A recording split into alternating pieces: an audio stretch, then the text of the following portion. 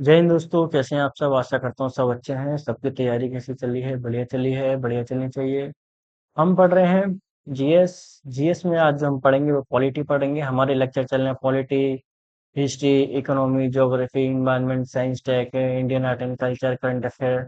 ठीक है, सभी लेक्चर आपको पढ़ाए जा रहे हैं, विस्तार पूर्वक पढ़ाए जा रहे हैं। हर एक टॉपिक विस्तार पूर्वक आपको समझाया जा रहा है। हमारी अप्रोच क्या रहेगी? सबसे पहले हम इन जीएस के सब्जेक्ट को विस्तार पूर्वक पढ़ेंगे, हर एक सब्जेक्ट को।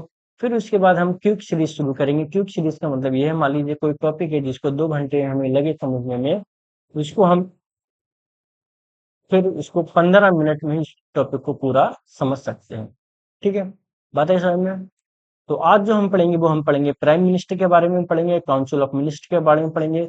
ये गलत लिखा हुआ है, इसको पढ़ेंगे ऐसे, मंत्री परिषद।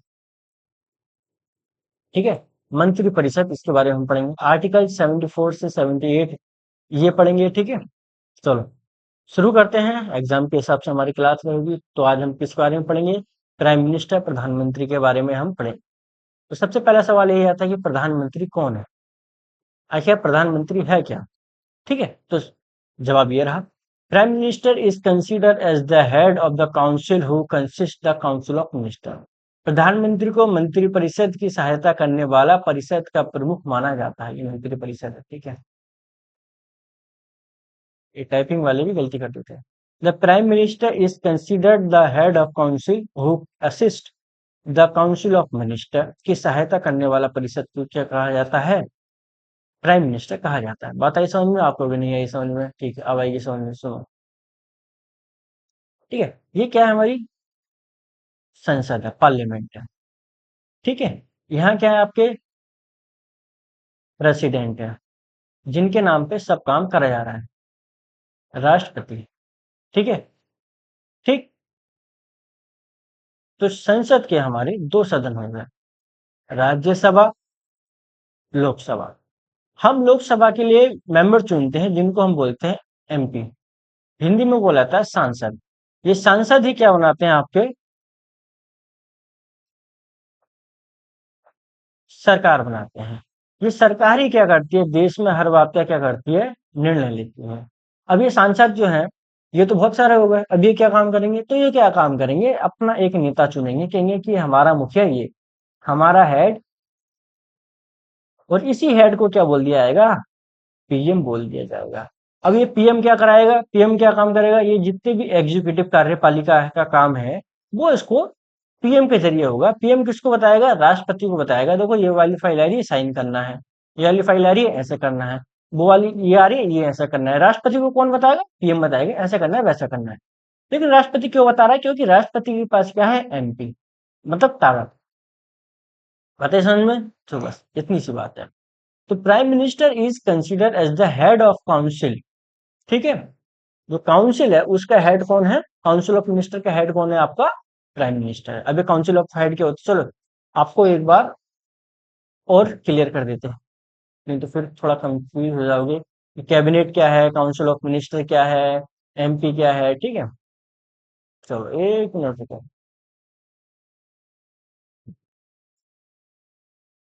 ठीक है,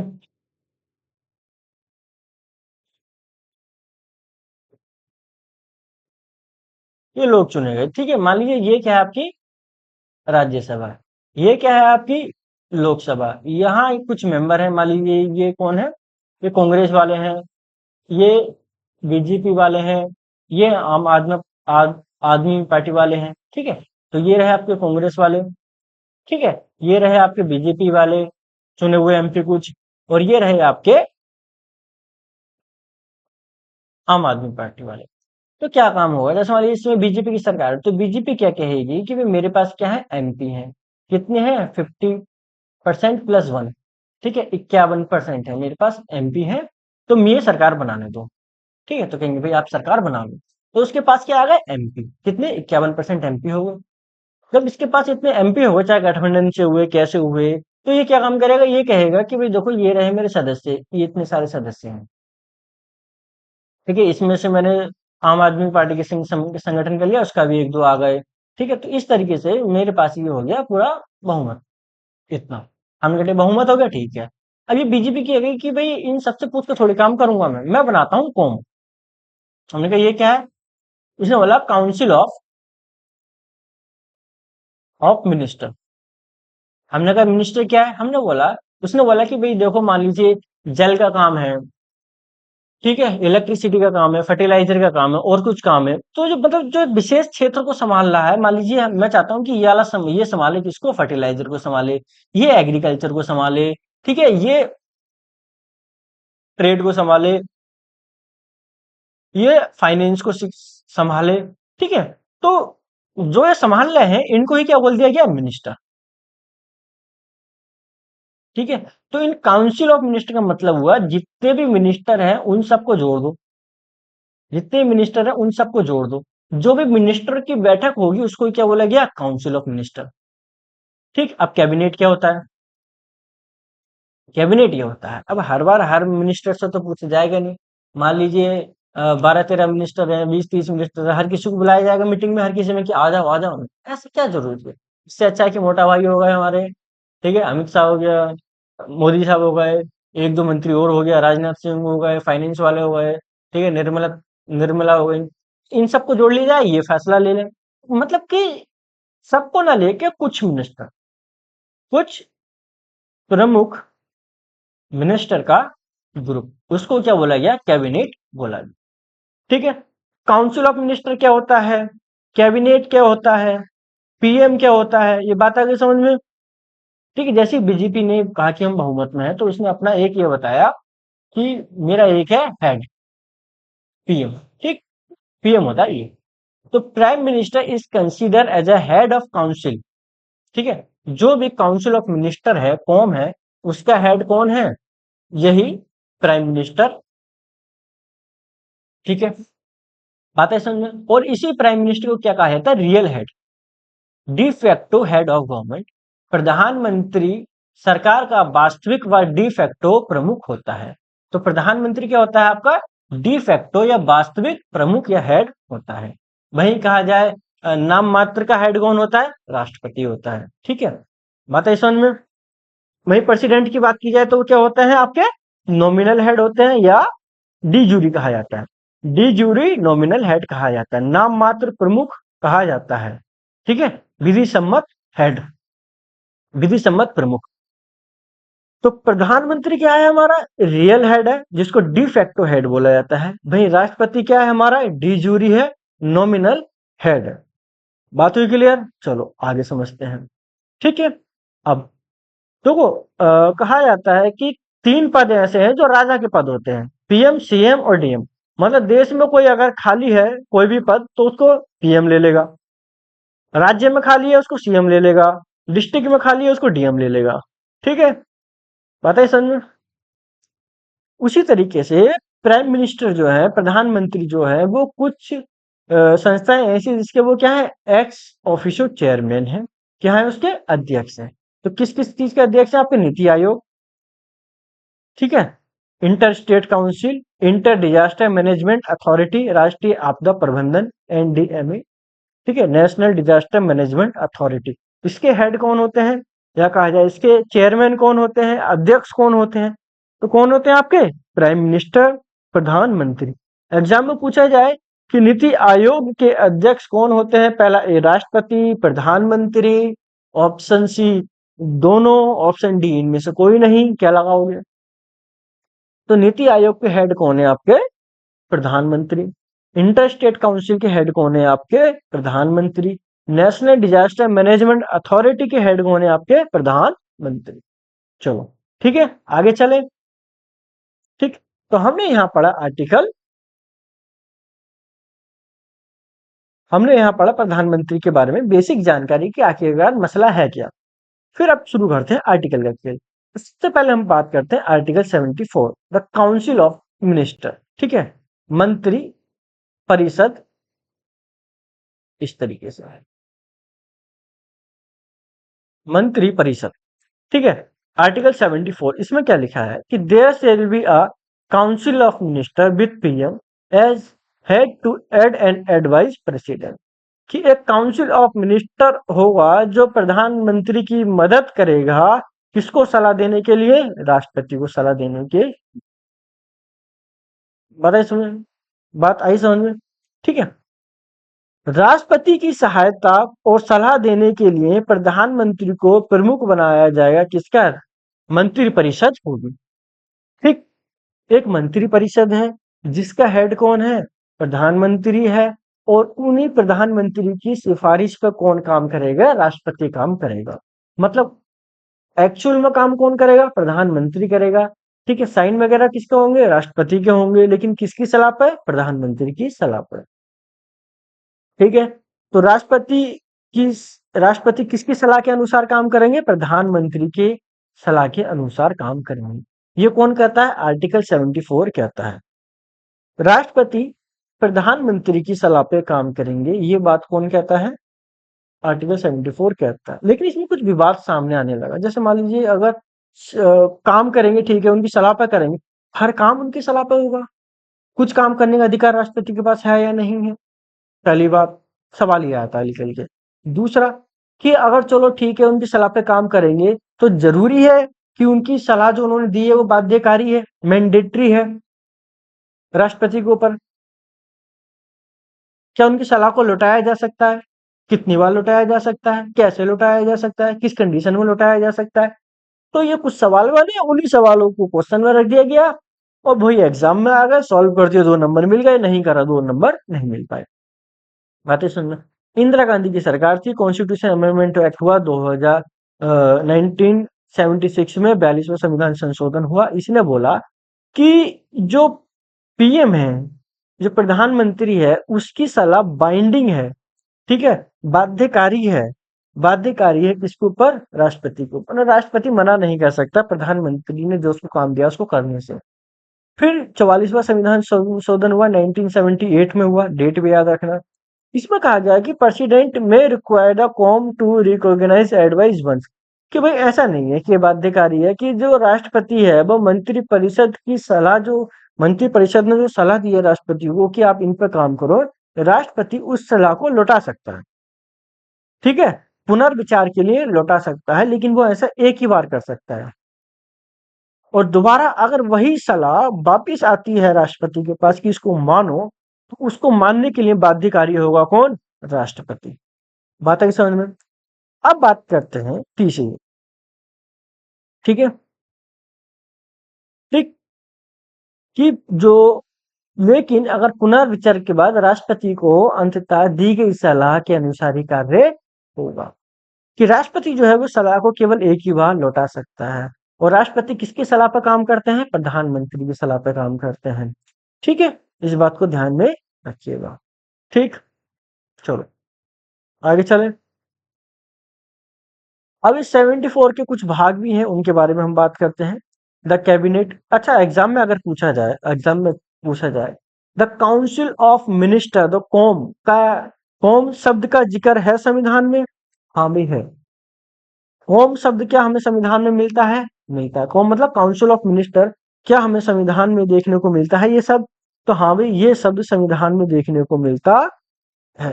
इस बात को ध्यान में रखिएगा, संविधान में देखने को ये शब्द मिलता है। चलो आगे चले।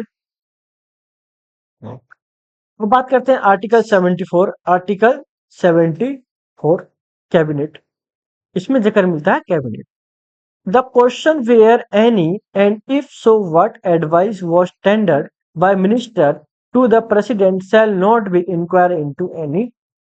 ठीक है। अब मान लीजिए कोई सलाह दी गई राष्ट्रपति को, किसके? प्रधानमंत्री को कोई सलाह दी, क्या वो न्यायालय के जा सकते हैं कि भाई देखो ये सलाह मुझे गलत दी, ये तो ये वाली सलाह मैं नहीं मानता, ये सलाह खराब है, ये सलाह सही है? या तीसरा इंसान जा सकता है विपक्ष वाला कि ये सलाह ये कैसे दे सकते हैं, ये ऐसा कुछ हो सकता है क्या? तो इसका जवाब भी मिलता है हमें आर्टिकल 74 में। ठीक है। द क्वेश्चन वेयर एनी और if so what advice were tended by minister to the president shall not be inquire into any court. ठीक है, मंत्रियों द्वारा राष्ट्रपति को कोई सलाह दी गई थी या नहीं? यदि दी गई थी तो क्या थी? किसी भी न्यायालय में इसकी जांच नहीं की जा सकती। बताइए समझे। एग्जाम में पूछा जाएगा, स्टेटमेंट आ जाएगा कि राष्ट्रपति को काउंसिल ऑफ मिनिस्टर द्वारा राष्ट्रपति को दी गई सलाह जुडिशियल रिव्यू के अंतर्गत आती है। बताइए समझ में। जुडिशियल रिव्यू के अंतर्गत आती है, न्यायालय जांच के अंतर्गत आती है तो नहीं आती भाई। न्यायालय उसकी जांच नहीं कर सकता, ठीक है। ना तो वो जांच कर सकता है, ना ही सुप्रीम कोर्ट प्रधानमंत्री से राष्ट्रपति को दी गई सलाह का खुलासा करने के लिए कह सकता है, ठीक है। बातें समझ कि ना, नहीं तो उस सलाह की जांच की साथ जा सकती, ना ही सुप्रीम कोर्ट ये कह सकता है कि अच्छा ये तो बता दो सलाह थी क्या। ये भी सलाह का भी खुलासा करने की भी अनुमति नहीं है कि सुप्रीम कोर्ट सलाह को लेकर किसी भी तरीके का कोई दबाव नहीं बना सकता। बात आगे समझ में, ठीक है। आर्टिकल 74 हमने ये पढ़ा। अब आपसे पूछा जाएगा कैबिनेट शब्द जो है क्या संविधान में है। आप कहोगे सर है, क्या मूल संविधान में है? नहीं, मूल संविधान में नहीं था, तो फिर कब जोड़ा गया? The word cabinet was introduced formally in first time by 44th Constitution Amendment Act 1978, 44वें संविधान संशोधन 1978 में पहली बार कैबिनेट शब्द औपचारिक रूप से शामिल किया गया। कब? 44वें संविधान संशोधन में शामिल किया गया। कहाँ जोड़ा गया? आर्टिकल 352 के 3 में जोड़ा गया, आर्टिकल 352 में जोड़ा गया। आर्टिकल 352 किससे संबंधित है? तो इमरजेंसी से, आपातकाल से संबंधित। इसमें क्या लिखा गया कि आपातकाल जब वो कैबिनेट की लिखित सिफारिश पर लगेगा। क्या हुआ था जब इंदिरा गांधी की सरकार थी तो जो कैबिनेट थी वो इंदिरा गांधी को परेशान कर रही थी, ठीक है। इंदिरा गांधी की मान नहीं रही थी, तो इंदिरा गांधी ने क्या काम किया? आपातकाल लगा दिया। जब आपातकाल लगा दिया तो भाई लोग परेशान, किया ऐसे कैसे आपातकाल लग गया, ये वो। आपातकाल लगा तो जो विपक्ष वाले उछल रहे थे, विपक्ष वाले बोल रहे थे, उनको इतना मार मारा, इतना मार मारा कि बहुत ठीक कर दिया बिल्कुल, ठीक है। तो फिर जब विपक्ष वालों की सरकार आई तो उन्होंने कहा कि भाई एक काम करो, कुछ ऐसा संशोधन कर लो कि अगर अगली बार को ये सरकार दोबारा, कांग्रेस दोबारा आती भी है, इंदिरा गांधी की सरकार दोबारा आती भी है, तो वही ऐसा ना हो हमारे संग कल को फिर दोबारा लठ पड़े, ठीक है। तो उन्होंने कहा कि हम एक काम करते हैं कि अक्सर अगर अगर आपको आपातकाल लगाना है, इमरजेंसी लगानी है, तो यही नहीं खाली प्रधानमंत्री ने राष्ट्रपति से कह दिया कि आपातकाल लगाओ और आपातकाल लग गया, नहीं। जो राष्ट्रपति जो लगाएंगे आपातकाल, वो किसकी सिफारिश पर लगाएंगे? आपकी कैबिनेट की लिखित सिफारिश पर। ऐसा नहीं कैबिनेट से, हाँ कि हाँ मैंने कैबिनेट से पूछ लिया, ये नहीं। लिखित सिफारिश, ये लिखित सिफारिश पर लगाएंगे, ठीक है। बात हुई क्लियर? चलो, तो हमने पढ़ा आर्टिकल 74। अब पढ़ते हैं आर्टिकल 75। ये क्या कहता है? अपॉइंटमेंट ऑफ मिनिस्टर, मंत्रियों की नियुक्ति कैसे की जाए। तो सुनो, सबसे पहले क्या होता है?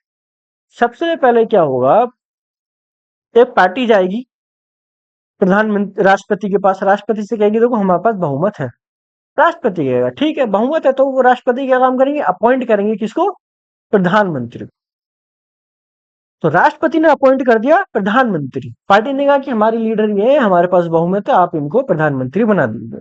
राष्ट्रपति ने उनको प्रधानमंत्री बना दिया। अब प्रधानमंत्री की सलाह पर, प्रधानमंत्री ही की सलाह पर, एडवाइस पर, क्या अन्य मंत्री जो है उनकी नियुक्ति कौन करेंगे? राष्ट्रपति करेंगे। अब जो प्रधानमंत्री वो कहेंगे कि इनको फाइनेंस मिनिस्टर बनाओ, इनको डिफेंस मिनिस्टर बनाओ, इनको होम मिनिस्ट्री दो, इनको याली मिनिस्ट्री दो, इनको याली मिनिस्ट्री दो। तो वो किसकी सलाह पे हो रहा है? प्रधानमंत्री की सलाह पे हो रहा है, और कर कौन रहा है उसको? राष्ट्रपति कर रहे। इस बात को याद रखिए, ठीक है। चलो, तो article 75A, the PM shall be appointed by president, जो प्रधानमंत्री है उनको अपॉइंट किया जाएगा राष्ट्रपति द्वारा। Other minister shall be appointed by president on the advice of PM, अन्य मंत्रियों की नियुक्ति होगी राष्ट्रपति के द्वारा प्रधानमंत्री की सलाह। बात है समझ में, ठीक है। चलो, सब कहानी सही चल रही थी, लेकिन 51वां संविधान संशोधन हुआ 2003 में।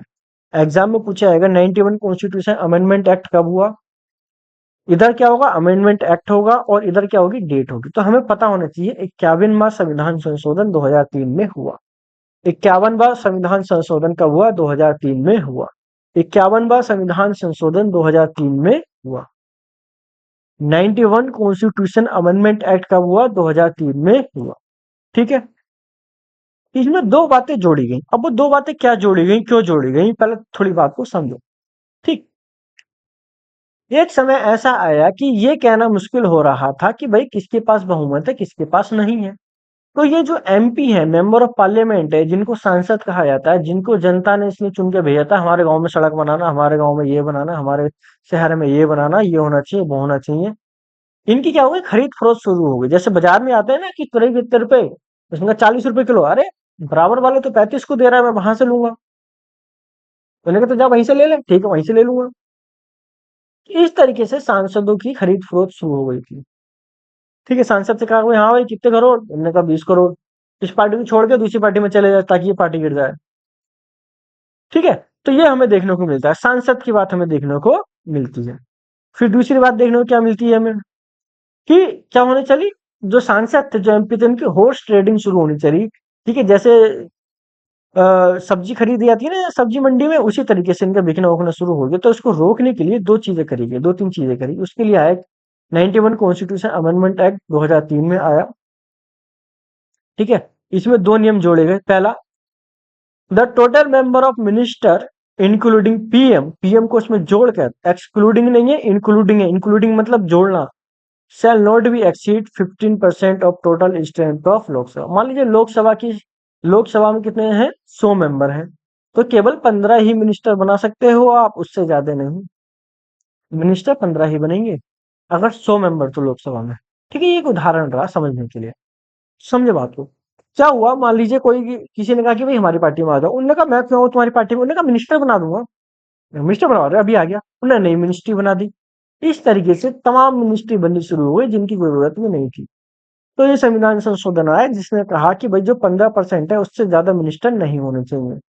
जितनी भी लोकसभा की कुल संख्या है उसके 15% के अंदर ही आपको मिनिस्टर रखने पड़ेंगे, और प्रधानमंत्री इसमें इंक्लूड है। ठीक है, प्रधानमंत्री को जोड़ के, हटा के नहीं। बात आई समझ में। अगली बात करते हैं फर्स्ट का भी, disqualification on the grounds of defection can not become a minister. अगर कोई सदस्य दल बदल कानून के हिसाब से उसको बर्खास्त कर दिया गया, उसकी सदस्य से हटा दिया गया, तो आप उसको मंत्री नहीं बना सकते। ये भी बात इसमें जोड़ दी गई। ठीक है, बताइए समझ। कार्यकाल और सामूहिक उत्तरदायित्व, टेन्योर एंड कलेक्टिव रिस्पॉन्सिबिलिटी की बात करते हैं। ठीक, pleasure of president, Lok Sabha majority, collective responsibility और इंडिविजुअल रिस्पॉन्सिबिलिटी। आर्टिकल 75 का 2 क्या कहता है, minister hold office during the pleasure of president. मंत्री राष्ट्रपति की इच्छा, जब तक राष्ट्रपति की इच्छा है तभी तक क्या करेगा, अपने पद पर रहेगा। इसका मतलब राष्ट्रपति कल को कह देगा कि पद छोड़ दो, छोड़ देगा नहीं। समझो बात, क्या कहा गया संविधान में, पीएम पीएम सलाह देंगे प्रेसिडेंट को, और प्रेसिडेंट उस सलाह पे काम करेंगे, हाँ ना पे।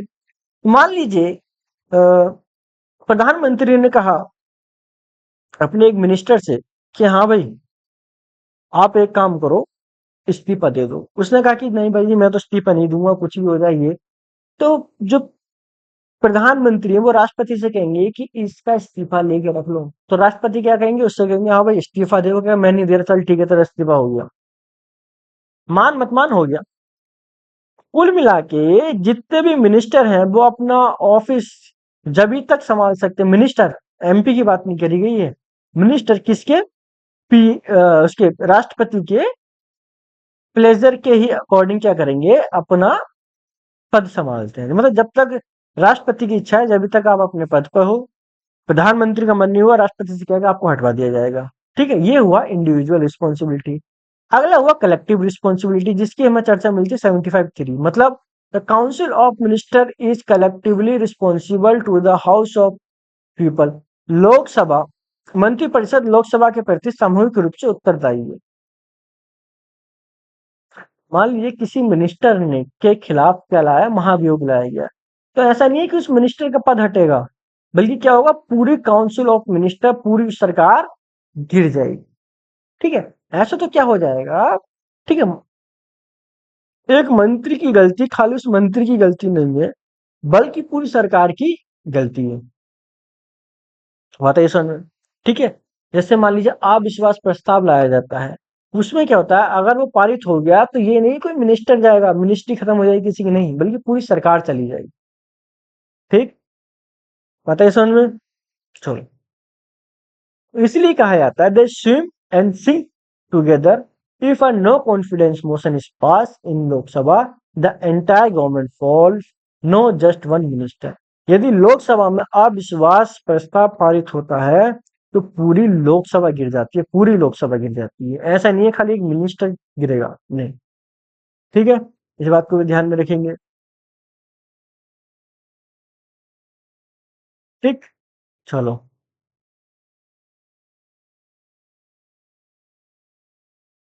आगे पढ़े। कहाँ थे हम?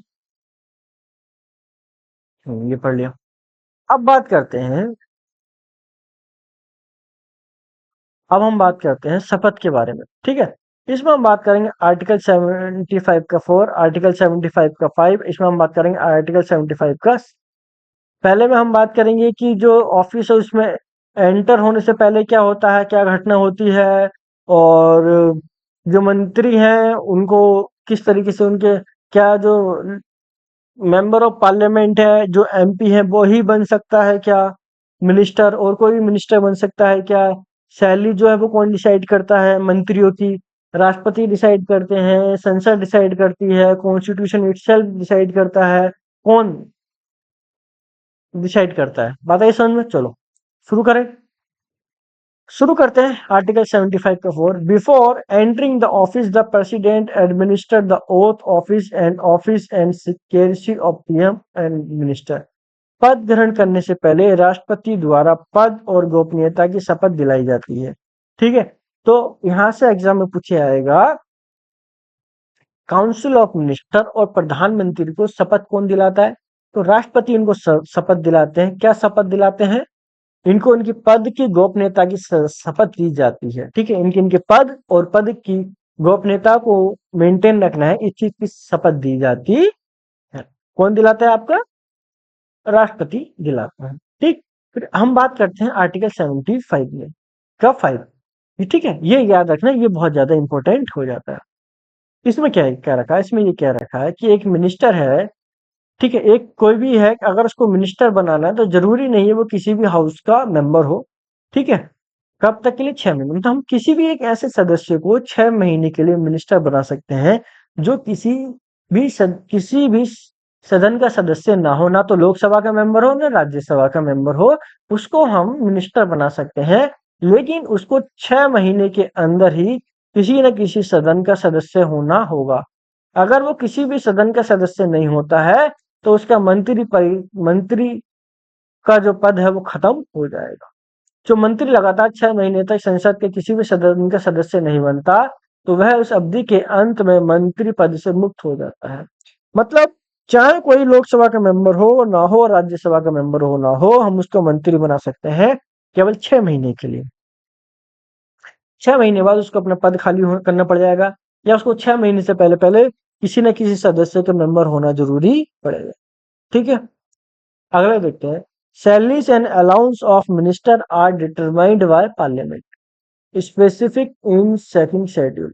मंत्रियों के वेतन और भत्ते संसद पार्लियामेंट द्वारा निर्धारित किए जाते हैं, और ये कहाँ मेंशन है? आपके सेकंड शेड्यूल में मेंशन है। एग्जाम में पूछा जाएगा वेतन किस शेड्यूल में? पहली, दूसरी, तीसरी, चौथी? किसमें? दूसरी। शपथ पहली, दूसरी, तीसरी, चौथी? तीसरी। राज्यसभा में सीट जो आवंटन होंगे वो कौन से शेड्यूल में, कहा कौन से शेड्यूल में है, कौन सी अनुसूची में सम्मिलित है? तो कौन से? पहली, दूसरी, तीसरी, चौथी? चौथी में। इस तरीके की चीजें हैं जो आपको पता होना चाहिए, जो एग्जाम के हिसाब से भी क्या हो जाती हैं, जरूरी हो जाती है। ठीक है, ठीक। तो आज की क्लास रखते हैं यहीं। आशा करता हूँ सब चीजें आपको समझ में आई।